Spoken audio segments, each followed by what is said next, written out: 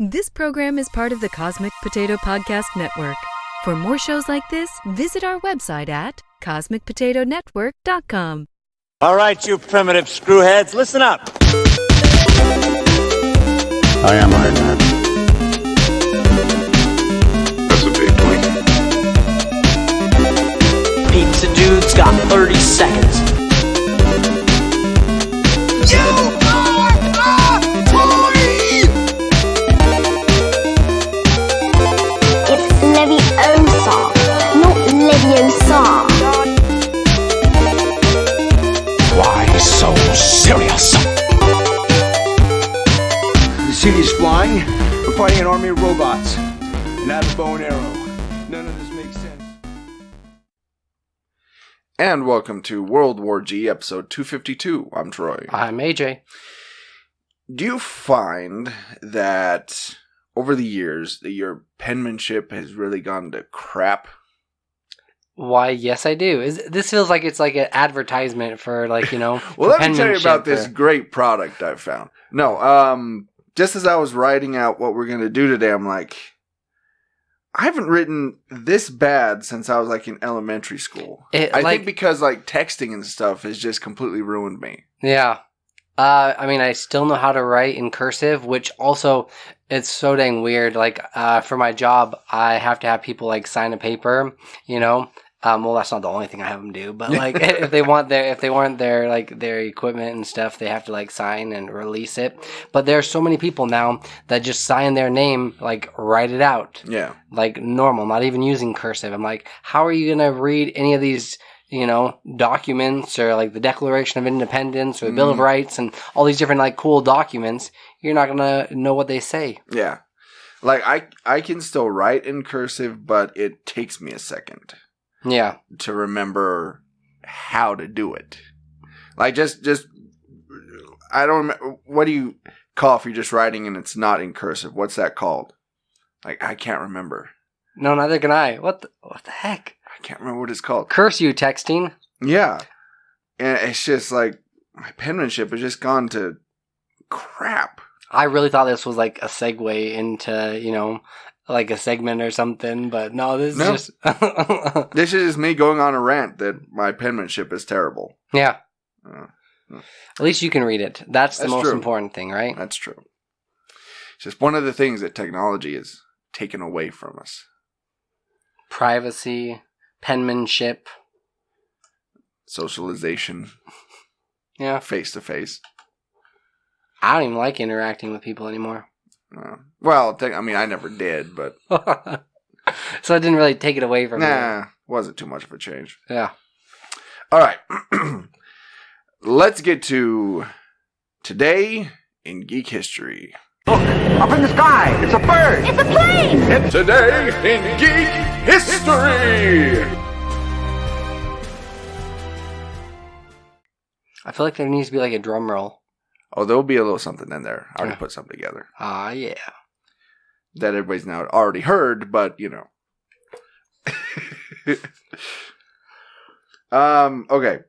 So, today, January 19th, 1955, Scrabble debuted. The first board game debuted on the market. Today in 1955. The first board game or Scrabble was the first board game? Scrabble board game. Okay.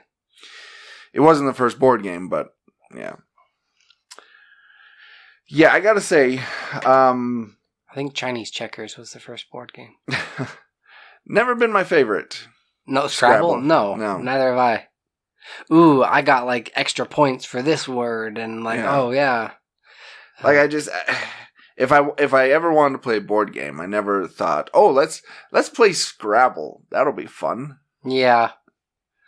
I don't think it's been years since I played that game. Yeah, me too. I used to play it a lot with my brother and my mom. It was one of my brother's favorites. Like, he always wanted to play it. That's because he spelling bee champ? Well, I was going to say, that's because he won most of the time. He's like, let's play this one. Yeah. Yeah. It's like I can speak the words. I can't put them together. Yeah. No, same. Like, spelling's never been like the greatest. I mean, it's not bad for myself, but like, yeah. And having a game where you're on the spot to spell words, no, pass. Yeah, like pretty much if I play Scrabble 10 times, I'll win maybe once. And this is like you're putting together like cat, dog. Yeah, exactly. Maybe if I'm lucky, maybe I can form like a 5-letter word, but that's it's rare. Right. I don't know. It's just I see they're over here like onomatopoeia. Yeah, anti-disestablishmentarianism. It's like I see the tiles in the little thing, and my brain can't put together a word for some reason. I don't know why. It's weird. I blame it on technology. Maybe that's what it is. But that's really interesting, yeah. I mean, at least sometimes in Scrabble, I've actually won. Unlike chess. Yeah. Never. Never? Never. Really? I'm like 0 in 250. Like, I have never won a game of chess. It was like a rite of passage for us as kids growing up if we were able to beat my dad in chess. Like, he was really good at it. My grandpa and grandma is more checkers that we'd play with them, but chess was a sophisticated game. You know, very sophisticated. Yeah, that's what I hear. I just... There's something about how you gotta think ahead, certain moves, and I can't do that either. My brain doesn't go in that space. See, that's why I like a lot of these board games like Cubics or Rumacube, or I like how the Scrabble game is like got dust on it. I didn't realize it was sitting over there. Yeah. Yeah. It's being put to good use. Yeah. It's just collecting dust and junk now, but... Okay. Let's get to This Week in Geek. The Outsiders could be the scariest Stephen King adaptation. This 2020, I thought for sure, like 2018, 2019 was the year of Stephen King, and then it was going to kind of dwindle a little bit, right? Taper off, right? Yeah. Like most trends, they kind of like have a good run, but 2020 seems to be coming in hot still with all Stephen King. This adaptation is going to be featuring, like, I don't know necessarily. Okay, what are some of the scariest Stephen King films or books or something that you've really seen? Because he's got some really bizarre ones that don't lend themselves well to the big screen. He does. I mean, I don't know. I've never really been scared of his movies. Mm-hmm. They're more psychological thrillers. Yeah. You know? Like the first It had some scary moments. Yes. Like suspenseful jump scares. Yeah. Like the scene where the little fat kid goes down in the basement in the library. Yes. And that... Following that balloon? Yeah. And then you get that headless kid. That was scary. Mm-hmm. There are scary moments in his films, but nothing I can think of where the whole film was terrifying. Right. Honestly. Like, even his classics like The Shining or Cujo, where people say, oh, those are scary. It's like, maybe back then. Now, not so much. Even this Pet Sematary one, it had kind of a shocking ending, but it wasn't too terrifying. No. But this is going to be like on HBO, and they're going to be running with it. But I think this might have a little bit more substance because it is going to be a television show. Yeah. So perhaps you can kind of like develop these characters a little bit more and have like these really gripping moments. So that is Jason Bateman with blood all over his face. Yeah. Okay. Interesting. And where it's also HBO, they're able to do a lot more graphic, gripping, gritty stuff. Blood and boobies. Right? It sells. Sex sells. Even dead, like, nudity, I guess. Dead people. Dead nudity. Yep. Yeah. Still sells. You gotta market to those necrophiliacs. Get that dead nudity going. It's a dying business. So it's that time of year again. The Yes. Oscars are upon us. Dun dun dun. Yeah, I know. they're The end is impending. nigh. The Oscars are upon us. So I thought I'd just really run through really quick some of the nominations. Some of the bigger ones, right? Yeah, the ones people care about. Exactly. So, I'm actually surprised that I've seen more of these than I thought. So, for Best Picture, we have Ford v. Ferrari, The Irishman, Jojo Rabbit, Joker, Little Women, Marriage Story, 1917, Once Upon a Time in Hollywood, and Parasite. Ooh. That's some pretty good competition. Mm-hmm. If you have to, I'm writing down my answers here, but if you had to pick, what are you going with? For Best Picture, I'm leaning a little bit towards, even though I haven't seen it just yet, I've heard amazing things about Parasite. yeah, so have I. Right? But, like, I really loved the Joker, but then there's also been a lot of buzz around 1917. Yeah, the Joker has got a lot of attention, I think, in the Golden Globes. Yes. And so that's kind of usually, you can kind of judge the Golden Globes what's going to happen with the Oscars. Yeah. So if I had to pick, I'm going to guess, honestly, I don't think the Joker's going to win Best Picture. I'm going to guess Once Upon a Time in Hollywood. Okay. As odd as that sounds, that's what I'm going to say. The geek in me really wants to pick the Joker. I know, me too. I think just to be controversial, they're going to do it.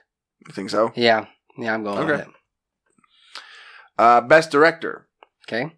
Martin Scorsese for The Irishman, Todd Phillips for The Joker, Sam Mendes for 1917, Quentin Tarantino for Once Upon a Time in Hollywood, and Bong Joon-ho for Parasite.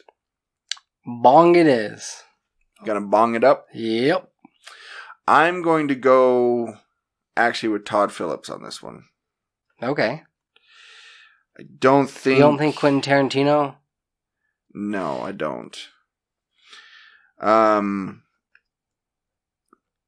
Because for some reason lately, usually once you see the winner of Best Director, usually you can guess what the Best Picture is going to be, but for the last couple of years, it's been different. Right. They like to branch out a little bit. So, I don't know, for some reason, I can see Todd Phillips winning Best Director, but I don't think I don't think Joker's. Are you guys still doing your Oscar party? Probably not. Okay. Haven't really done that last couple of years. Yeah. Yeah. Because really, the only one who really cares about it is me. So. It's like your brother wanting to play Scrabble. Exactly. You're wanting to see the Oscars. Let's watch the Oscars and play Scrabble. Oh, yeah. That sounds like a crazy night. Right? Look out. Best Actor. Antonio Banderas for Pain and Glory. Leonardo DiCaprio, Once Upon a Time in Hollywood. Adam Driver, Marriage Story. Joaquin Phoenix, Joker. And Jonathan Pryce, The Two Popes. I'm going to say Joaquin Phoenix. See, I already picked the movie as the best movie. Like, now I want to be like 1917 for the best picture, and then his performance, you know? Well, you can change things up. It's not set in stone. Okay. 1917. Phoenix. Okay. Cool. And then Best Actress. I've always found this kind of interesting, and I get it.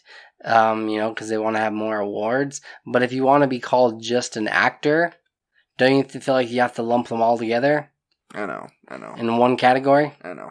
And I think we've talked about this before, but yeah. It's like, I don't know.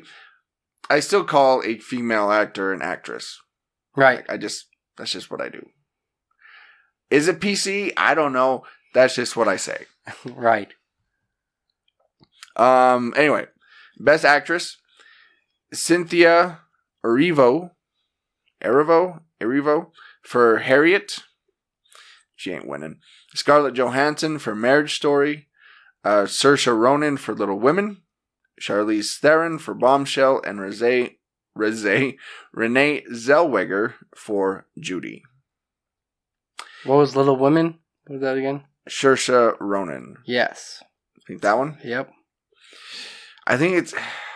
I'm going to go with either Scarlett or Renee Zellweger. I got to go with Scarlett. I got to go with my girl Scarlett. Aw, yeah. That's a pretty safe pick. Yeah. Those are really... Well, I guess we can do supporting actor and actress. Okay. So supporting actor... I already know who I'm picking here. Tom Hanks, A Beautiful Day in the Neighborhood. Anthony Hopkins, The Two Popes, Al Pacino, The Irishman, Joe Pesci, The Irishman, and Brad Pitt, Once Upon a Time in Hollywood. I'm going to go ahead and go with Tom Hanks. I'm going Pitt. Oh, okay. I would say Tom Hanks. That's like, he's a favorite to win. But I want to see him win 3. I want to see him win 3. Because he's won 2. I want to see him win the 3rd one. Yeah. All right. And supporting actress. Has Brad Pitt ever won an Oscar? I don't believe so. I don't think he has, yeah. He's been kind of snubbed a couple of times in the past. And, now that he's teamed up with somebody that has won one, finally. I think it's his time to shine. All right. Best supporting actress. Kathy Bates for Richard Jewell. Laura Dern for Marriage Story. Scarlett Johansson for Jojo Rabbit. Florence Pugh for Little Women. And Margot Robbie for Bombshell. It's anyone's. I don't know on this one. Yeah. I haven't really... Because usually with these other categories, you can kind of pick up, there's kind of buzz around them. Yeah. This one, no idea. I'm doubling down on Johansson. Okay. Fair enough. I'll go that way as well. All right. It's the old Johansson double down. If I were in Vegas. Let's do this real quick. Let's do best animated feature, and then we'll end it there. Because we're geeks. We like cartoons, right? And not gonna lie, I've probably seen the most movies out of this category. Maybe, maybe not. Because a lot of these end up kind of being foreign. Some will be foreign, but so How to Train Your Dragon: The Hidden World, not winning. I Lost My Body. Never heard of. Klaus. Or I don't know if it's Klaus or Claus. Claus. Might be Klaus. With a K? Yeah. Yep. That was on Netflix. Okay, so I think it's Klaus. Okay. Missing Link and Toy Story 4. Missing Link wasn't... It was decent, but I think Missing Link won at the Golden Globes. That's about as far as I would give it. Really? Yeah, it was okay. I did appreciate the voice acting in it. You had Wolverine, and a couple other big names as Zach well. Galifianakis. Yeah. So what do you think? I'm pretty sure Toy Story.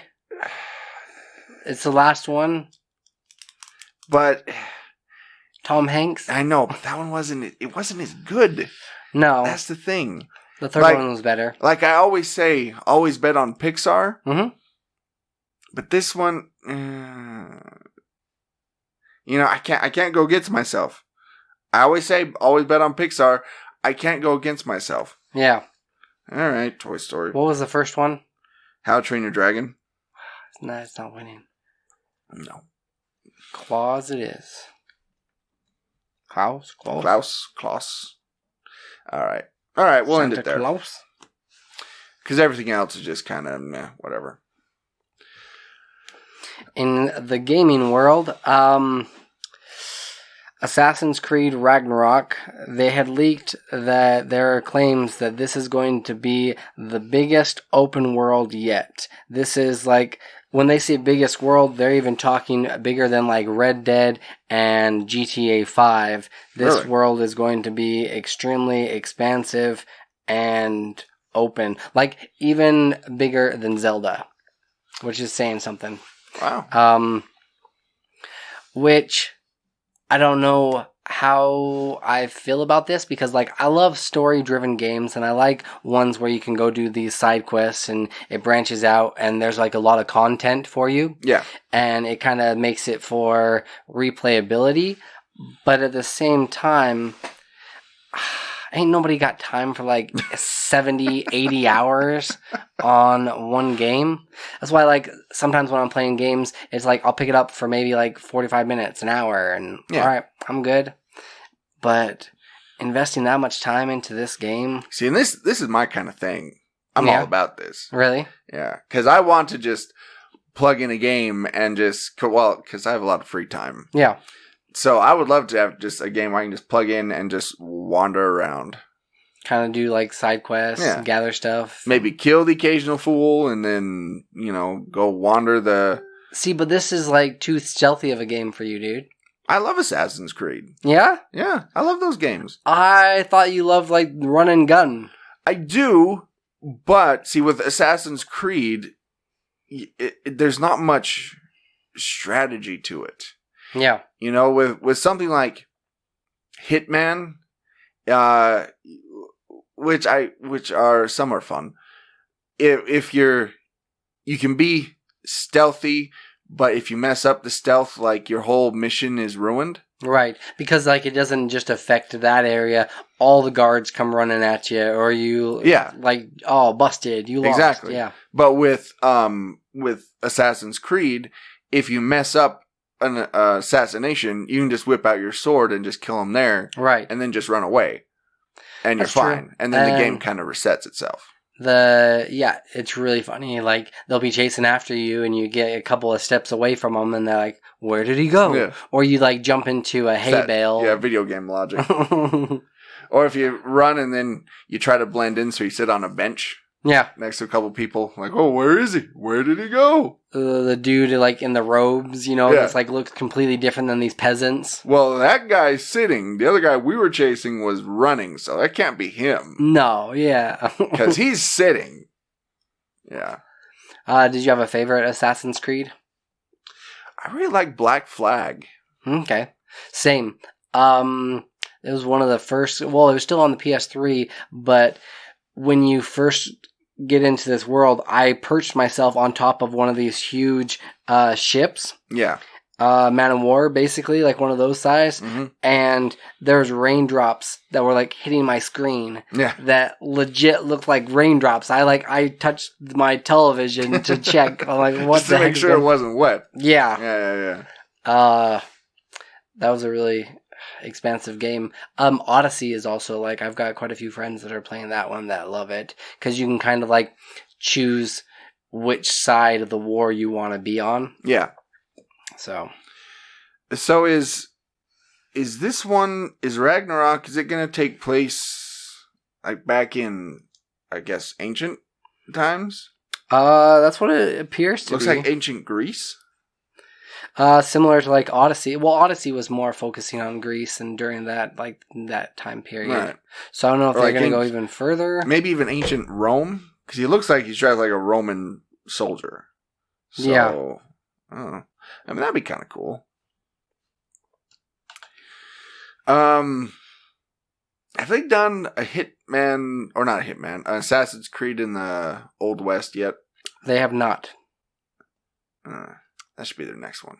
That would be really cool. Yeah. I'd be all for that. Or even bring it further into the future. Maybe do it like in the 20s or 30s. Kind of more of like they're all running around wearing Stetsons. Yeah. You know? Like, mobster bosses they have to take out. Like Assassin's Creed, like mobster, like dressed in a nice suit and everything. That'd be kind of cool. That, or they could even do one where it's like, well, I guess they wouldn't want to take away all their bread and butter and what they could potentially do with each different game, but you have like an Assassin's Creed through time that he kind of warps through these different time periods, having to take out these specific people in order to change it, you know, because the present day something's gone awry. Yeah. So then like you have all these things in the past, but also because Assassin's Creed, I mean, you're just sitting in a chair and it's already futuristic. Yeah. You break out of that chair perhaps, or you have to do something in the future. Mm-hmm. Yeah. It's pretty endless possibilities. All right. So here was something that was, excuse me, that was interesting. Seth MacFarlane will no longer be with Fox. He's going to NBC. Oh, wow. Now, Seth MacFarlane, obviously creator of Family Guy, American Dad, you know, all that. Exclusively, he's been with Fox for the last 20 years. Even with Orderville. Mm-hmm. Yeah. But now, he's going to NBC. They're paying him $200 million.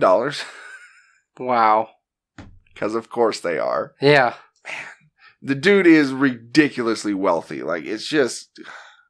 And he made that all off of fart jokes. Yeah. You know? What the heck? I could write fart jokes. Diarrhea humor. Boner humor. Throwing up. Yeah, I got that. Yeah. I can do that. But yeah, he's moving to NBC. Is he taking all this stuff with him? No, that's the thing. Family Guy, American Dad, new episodes will be still be made on Fox. Okay. But anything new he creates will now be on NBC. How about the Orderville? Will, like, the next season be on NBC? I think... No. I think the Orville is staying where it is. Okay. Yeah. So any new show that he makes now... He's got to have that's a couple, not already in development. He had to have pitched a couple of ideas to them, right? Oh, I'm sure. Because you wouldn't just give him like or what was it, 200 million? Yeah. On the hope that he comes up with something new. Like, well, he might. You know. Yeah. Here's a retainer, Seth. $200 million. Have at it. I don't see NBC having that Disney money, so they've got to have a sure thing. Yes. Which, okay, so not only is he getting like a huge contract, this means that we're going to get new Seth MacFarlane material, right? Yeah. Any speculations whether it's going to be animated or if it's going to be is he going to be in it or behind the camera? I would imagine because it's NBC that'll probably be live action. Okay. Because I can't see NBC doing a primetime cartoon. Right. That's weird. Unless I know he has the rights to the Flintstones. So maybe he'll bring the Flintstones back, and maybe that'll be on NBC. Okay. Back in prime time, where the Flintstones debuted was in prime time. Yeah. So maybe that's what he's thinking. That'd be kind of cool. Yeah. I wouldn't mind seeing Flintstones back again. I'd rather see the Jetsons or some of those other ones. You were a Jetsons guy? Oh, yeah. Oh, really? For sure. I was a Flintstones guy. I just want to look up Seth MacFarlane's net worth really quick. So is this including the 200 million? I don't know. Because if it is, I'm saying he's going to be sitting at like close to 300 million? No way. 300 million. Really? Booyah! You are good with numbers. Like it's like you get really close on these things. I'm pretty good at guessing. We may have to do like some sort of game or something with that. We have in the past when it comes to like Rotten Tomato scores. Yeah. Yeah. Maybe see if we can get like maybe some listeners involved. See if maybe they can win stuff. I don't know. But yeah, $300 million. And I don't know if that is including his $200 million. I don't know. Right. But well, I was thinking like Ted and some of those other movies, like what's the Western one? 1,000 Ways to Die in the West. 1,000 Ways to Die in the West. Yeah. Which did not do well, by the way. No. Speaking of television shows, the Falcon and Winter Soldier was filming down in Puerto Rico, but due to an earthquake, which measured 6.4 on the Richter scale, they had to stop filming. So it's kind of been postponed, and they're just sitting around. Like, just waiting. Right? But I feel like this is a perfect opportunity because they are, air quotes, superheroes. Yeah. Why aren't they helping? Yeah. Right? Why aren't they helping put this place back together again? And I would also think from a filming point of view, like now you got some good, like wreckage around. Yeah. Like, I mean, you can't ask for a better place to shoot a superhero television show. You don't have to blow up a building because they're exactly. already fallen down. Yeah. You don't think that would like CGI blood? It's already there. Oh, jeez. Already there. You're like, no. Move that person over here. Yeah. They're like, sir, they need medical assistance. No, just for the shot, really quickly. Yeah, just 1 second. Yeah, I don't speak your mumbo jumbo. Like, just move them over here. Like, you're not supposed to move a person that's injured. They like start waving money in front of them. They're like, okay. They're like smiling as they're laying there, like all injured. I'm gonna be on TV. No, but this is like a perfect opportunity for superheroes, like to step up and do something, right? While you're waiting for this to go on, I feel like it's kind of a missed opportunity. But unless Disney threw him on a jet and got him out of there. Yeah, like we want you guys safe. Yeah. So we talked about Seth MacFarlane. Let's go to the other side, across the street, and talk about The Simpsons for a second. All right. So we know that there's been a little controversy as far as Apu goes in this kind of PC world that we live in. Yes, exactly what I was going to say. Yeah. You're welcome. That Apu, I mean, he's a fine character, but the fact that he is talked by Hank Azaria, who is a white guy, people have started to reassess some things. And so they were talking, well, should they retire the character? Should they have somebody else voice him? What should happen? Well, just this week, it turns out that Hank Azaria will step down as the voice of Apu. He's not going to... He'll still voice many other characters. Right? Oh, yeah. He still has like 250 other characters that he does. Yeah. But Apu, not going to do that one anymore. All right. Was this his decision or the network's decision? Well, this is what he says. He says, what they're going to do with the character is their call. It's up to them, and they haven't sorted it out yet. All we've agreed on is I won't do the voice anymore. We all feel it's the right thing and good about it. We feel it's the right thing and good about it. Okay. So it seems like it was kind of a mutual decision. Right. It's like, hey, I don't feel so good about doing this anymore, guys. And I'm getting a lot of flack from it. I think that was a big thing, yeah. Right? It's like, that's just, I'm getting a lot of heat over here. Yeah. Let's just, and not the tandoori kind. Yeah. Not the good heat. Like, this isn't spicy curry that I'm getting. This is... Yeah, straight up hate mail. Yeah. Are there any other characters that kind of, like, need to be updated or changed, or... As far as Simpsons goes? Yeah. Well, Simpsons and just characters in general. I'm not...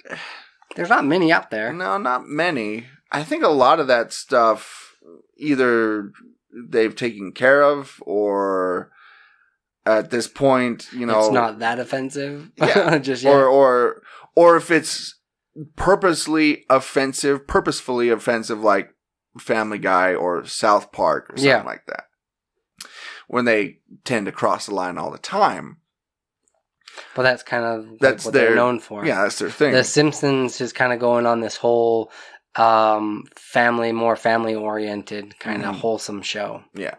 Which is weird to think of. Right? Think about. That now The Simpsons is like wholesome. Yeah. Right? Yeah. Back in the day, it used to be like really kind of controversial, and like I wasn't allowed to watch it because my parents were like, no, that's a bad show. You shouldn't be watching this. Yeah, same with me. I wasn't allowed to watch it either. Right? And now it's tame compared to the other shows that are out there. Yep. Yeah. Yeah, I can't think of any characters that right now maybe should take another look at. No. I think, yeah. I'm sure there are. I just can't think of them at the moment. Okay. Let's move on to our reviews, recommendations. Actually, no recommendations, just reviews. Yeah. One of the movies that I got finally a chance to see, speaking of kind of like the Oscars, was The Lighthouse. This stars Robert Pattinson and Willem Dafoe, primarily, and a couple of supporting characters, including a seagull.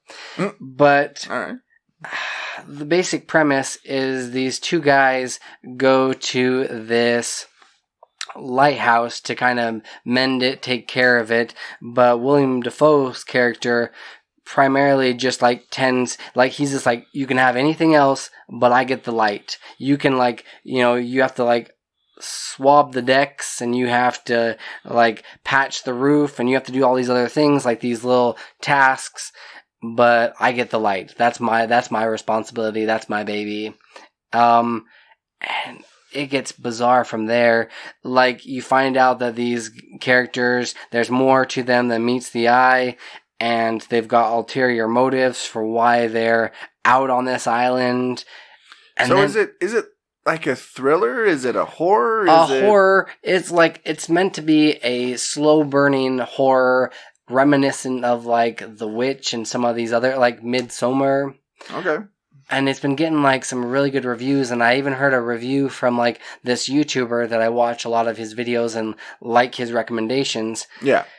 Saying it was great and fantastic, but I did not enjoy this movie at all. Really? Like, the first half of it, you just got William Dafoe bossing around Robert just to do these little mundane tasks. And then it gets weird. Dude, he starts chasing after, like, it's like they're all both on acid. Because he starts hallucinating, seeing this mermaid, fantasizes about her while he's like pleasuring himself. Okay. Right? Who doesn't want some of that, like, Little Mermaid? Like, I don't know. Who doesn't want that little mermaid tail? Yeah. And then tentacles get involved. Okay. Wow. And it is bizarre. It is like, it's so damn weird. And I get that they're trying to do like imagery, and they're trying to be like really artsy. Yeah. Which is weird because like I love some of those artsy films, right? Sure. And it was the right choice to do it in black and white. And William Dafoe really, like, he's got some chops on him. He can definitely act. Sure. The one redeeming quality about this is I really appreciated both these characters really took this sea life to heart, and they actually sound like seamen that you like encounter back in the day. And they also have like these long speeches that they deliver with authority. So it's, the actors are fine. It's just bizarre. It's like, I don't know. I like, at first I was kind of like, okay, this has potential, and then it just went downhill, and the end scenes are kind of messed up. But yeah, I'm sitting at, out of 5 dead seagulls, I'm sitting at 1.5. Wow. Yeah. All right. apparently seagulls are prominent in this film. Okay. Yeah. Well, I mean, it's sitting at 91% Rotten Tomatoes, 7.8 out of 10 on IMDb, 83% on Metacritic. Right? I don't know what the heck it is, but I did not enjoy this film at all. So, watching it, are you more interested or less interested to see Robert Pattinson as Batman? During the first half of it, he kind of just plays this like whipping boy where he just goes around, mumbles to himself, smokes a lot, and drinks. Mm-hmm. The second half, when he starts playing, like, I don't know, he starts drinking a lot more, but he starts fighting back and defending his perspective. Yeah. He can act. He can definitely act, but this was a weird role. Okay. So a little bit more excited, like, I don't know. Or at least interested. Interested, yeah, for sure. Okay. Well, I mean, there's nothing to do in the 1890s back then but to, like, drink and smoke. What else are you gonna do? Right? Have sex with mermaids? Go after those mermaids. Which is weird, because, like, the mermaid opens up, and, yeah, it's weird. You see him on top of the mermaid. So, like, the tail? No. The bottom half? Or mid-area, just kind of, like, opens up into a big, ginormous, like, vagina. Really? Yeah, it's weird. It's bizarre, dude. Huh. Well, because I always kind of wondered, because mermaids have always kind of been like this kind of fantasy for people. Well, like because like these sailors that are out like on the sea for like months and months, right? Yeah. Start fantasizing about these mermaids or seeing these sirens of the sea. Yeah. But I always wondered that. It's like, you know, the bottom half of her is a fish. Right. But apparently, I imagine it can't smell that good, huh? Or it smells, you know, same as it usually does. Yeah, weird. Okay. All right. Yeah. Giant mermaid vagina. Okay. I think I'll be skipping that one. Not something I need to see, I don't think. Yeah. So a movie I saw that has 100% less mermaid vaginas, giant mermaid vaginas, is 1917. Now, the premise of this film, it takes place in 1917. Surprise, surprise. And it's the story of these two soldiers in World War I who are given this task by a general. They're given a message. He said, you have to deliver this message to the battalion near the front line. Which is crazy to think, because I don't know, and today, I mean, you could just send it via text, right? Yeah. It's like this whole movie would have been over in about 2 seconds. Right. So, it's their job to go deliver this message. Because if they don't, 1,600 soldiers are basically walking into this giant German trap. Oh, wow. Because what's happened is they're taking these aerial shots, and it seems like the Germans are retreating. Okay. They're not. They just want the Allied forces to think that they are. Yeah. To lead them into a specific spot. So that's pretty much the message that they have to go deliver. Which isn't his brother one of these soldiers? Yes. Yep. One of the guys, his brother's in this battalion, so, you know, they have that more sense of urgency to get over there. Now, one of the cool things about this movie is, I mean, there's a few cool things, but one of the cool things is it looks like it's just one continuous shot. Oh, wow. It's not. It's like Birdman that way. It's edited to kind of look that way. But that's what it looks like. And it's cool because somehow, even though the movie's like 2.5 hours and it's one continuous shot, somehow they go from day to night. Huh. Like they cover... Pretty seamlessly? Yeah, they cover about 8 hours in 2.5 hours in one continuous shot. Because that's about how long they have to get this message delivered. Right. And so all of a sudden it's like, it's nighttime and you're like, well, wait a second. If this is all one continuous shot, when did it turn night? Like this, I don't know. It was weird. But that was pretty cool. The other cool thing was, you think of a war film, you think of big battles and lots of gunfire and everything. Oh, yeah. No.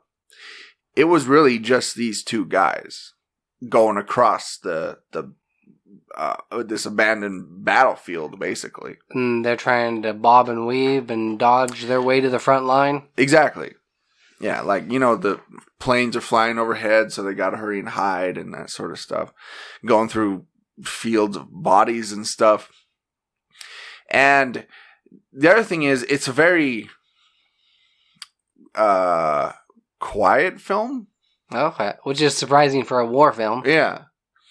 Because, where they're going, everything's been abandoned, right? The Germans have abandoned it, so...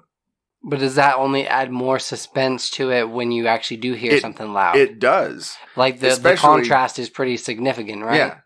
Especially when they go in, like, they find the Germans' camp where they were. Right. Like their little dugouts and stuff. And they're going in there, and those those foxholes? Yeah. And it is silent. And so it's even more suspenseful. They go to this, like, abandoned farmhouse. And they're walking up to it, and it's silent. But it also shows how just messy and dirty war actually is.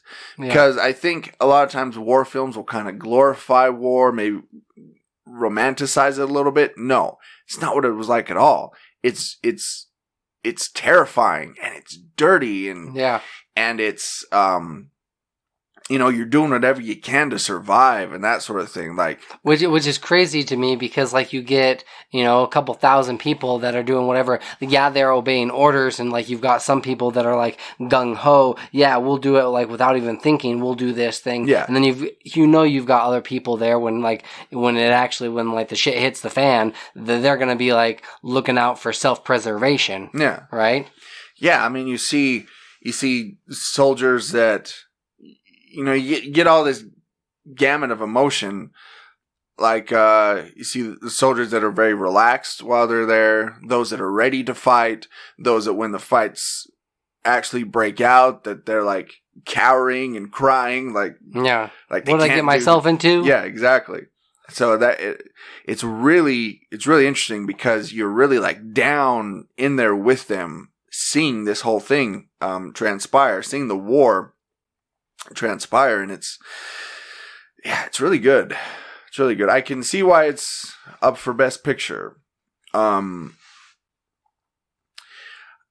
are a few big names in it and very small cameos, which was surprising. Like the two main guys, I don't know what they've been in. I think Game of Thrones, I'm not sure.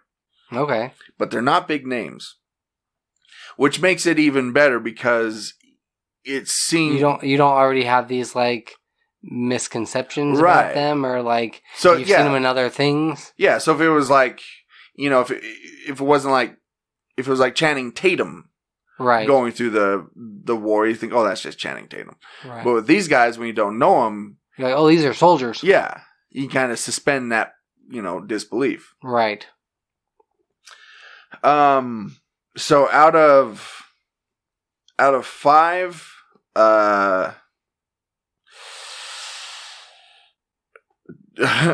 dead, bloated corpses. All right. Man, I'd give it probably, I want to say 3.5. Okay. I think.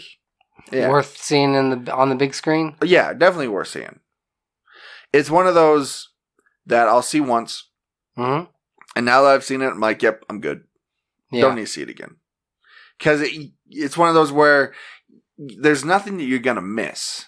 You know, it's not like Endgame where you got to go and watch that end battle 20 times so you see everything in the background. No. Right. To see these Easter eggs. Yeah. Like there's nothing in the background you're going to miss. You know, you're not going to have to go back and watch it several times to understand what happens. It's pretty straightforward. Okay. Yeah. And it's good. The linear, like, it's pretty linear. Yeah. Yep. A very straightforward, easy to understand plot and story. And, yeah. Nice. But done really well.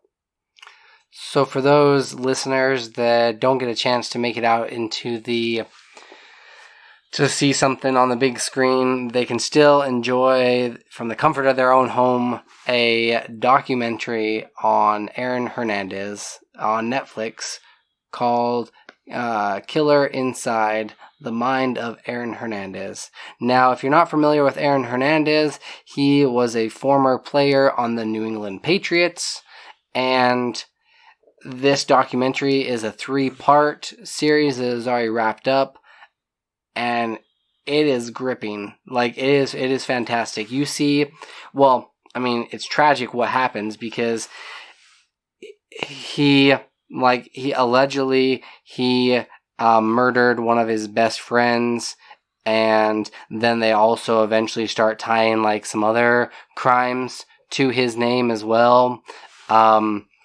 It kind of shows it focuses on a lot of like from firsthand accounts and interviews with like former players and also former friends. Yeah.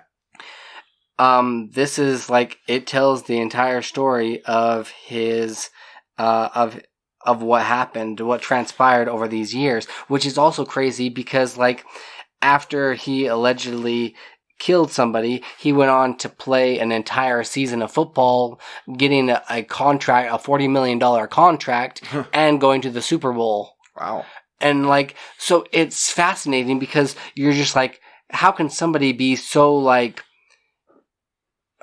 psychotic or like crazy on this one side, but then also like composed on the other end, right? And you get this whole like, but then you start seeing like how his father was and the things that he had to hide from his family and how he was like raised, and you know, you also like get his brother kind of like chimes in occasionally, and once it starts to unfold, you're like, you almost empathize. I don't like, I condone anything that he did because it was pretty horrible, or how it concludes, but each one of these chapters like has you wanting to watch the next one, and I binge watched it pretty quickly. Okay. It's definitely worth a watch.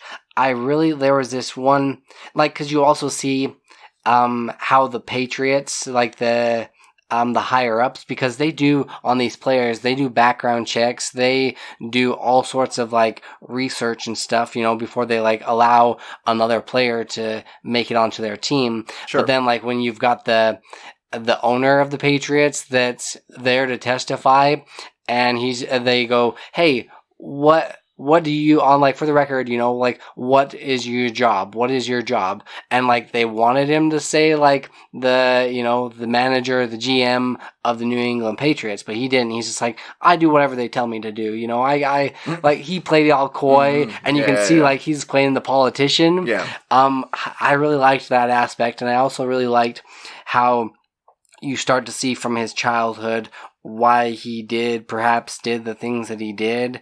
But then like they'll even, no, I guess I can't give that away. No, I won't say anything, but it's definitely worth a watch. It's really good. Okay.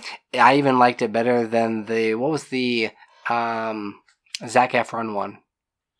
Oh, wait, the Ted Bundy one? Yeah. I don't know, it had a really long name. Love, like, Total, something. Shockingly evil, wickedly. Right? Fantastic. Fantastic. Shockingly stupid. I don't know. I don't remember what it was But called. if you liked that one, I definitely know that you would like this one as well. All right. Yeah, it's definitely worth a watch. Out of 5, let's go with 5 footballs. Or actually 5 Super Bowl rings. I'm gonna go with 3.5. There was a couple they kind of went long in the tooth on a couple of things and kind of brought some stuff in there that wasn't really necessary to the story or didn't really help progress the story. Yeah. But yeah, it was worth a watch. Well, I have another documentary. All right. If you want to check this one out too. This one is on YouTube. It's actually a YouTube Premium, but they're actually putting it on normal YouTube viewing for the moment. Just normal YouTube? Normal YouTube. Yeah. This is called The Boy Band Con. Now, this is a story of a guy named Lou Pearlman. Now, if you don't know who he is the mind behind the Backstreet Boys and NSYNC. Like, those were his two big... claims to fame? Claim to fame, yeah. And everybody thought, oh, he's just this, this studio music mogul. He hit on this formula of, and made all these millions of dollars and everything. No. There was a lot more behind it. Like, he had other businesses that he was running. He was scamming money from people. How factual is this? 100%. Really? Because they're interviewing the members of these boy bands. Okay. Like Lance Bass from NSYNC, he's the one that put this whole thing together. Yeah. Like it says, a Lance Bass production. Yeah. So yeah, it's 100% factual. Well, from their perspective, right? Do you ever get any interviews with him? You get... Well, I mean, he's dead. Yeah. You do get some phone calls. Did NSYNC kill him? Their last words, wait, is this Backstreet Boys? I don't even know. But their last words to him are just like, bye, bye, bye. Bam! You do get a few phone calls, but a lot of it is him talking to people that kind of explains the point that they're trying to get across. Okay. So he doesn't really come across in a great light, but you get the feeling he wasn't the best guy. I mean, yeah, he stole millions of dollars. That's obvious. That's done. He interviewed the people that he stole money from. Right. He had all these people invest in all this stuff, and then, there was nothing there to invest in. Kind of some smoke and mirrors going on. He just conned all these people out of all their money. And so, while NSYNC and Backstreet Boys were off, touring the world. Yeah, and making all this music and everything, and he was, just stealing all this money from people, and he was stealing money from NSYNC and Backstreet Boys because in the contracts that they signed, he made himself the 6th member of these two groups. Oh, wow. And so he was getting all this money. As if he was actually, contributing? Yeah. Okay. And so there's this great scene, or not great, but this interesting scene that they talked about where it was paycheck day, more or less. Yeah. Where he's like, all right, here's your paycheck, guys. Yeah, they'd been working for so long, they hadn't been getting any money. They got a stipend every day, but they haven't actually been getting paid. And so, all right, we're going to give you your paychecks. Yeah. He took them to this big fancy restaurant. It was going to be this whole production. He hands them their checks. They open it up. They're thinking, oh, it's going to be $1 million, $2 million, $10,000. No way. Mm-hmm. Wow. That's how much they got, was $10,000. No wonder he had to go to some of these guys had to go to Comic-Con. Try to make a couple of bucks. Yeah, it's really fascinating. It's really interesting to watch. Just see how manipulative this guy was. Yeah. Really reminiscent of the founder.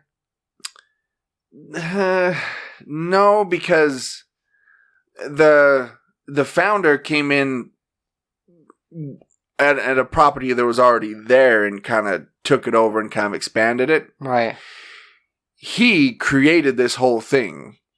Okay. And basically used it as a way to just get rich quick, basically. Huh. But yeah. And spoiler alert, he went to prison. and died in prison. So yeah, check that out if you want. All right. That pretty much covers it up. Yeah. So, here's where you can find us. You can listen to all of our episodes at worldwarg.podbean.com. We're also on iTunes, Google Play, and CosmicPotatoNetwork.com. On the social medias, we're at Facebook.com/WorldWarGPodcast. We're also on Twitter and Instagram.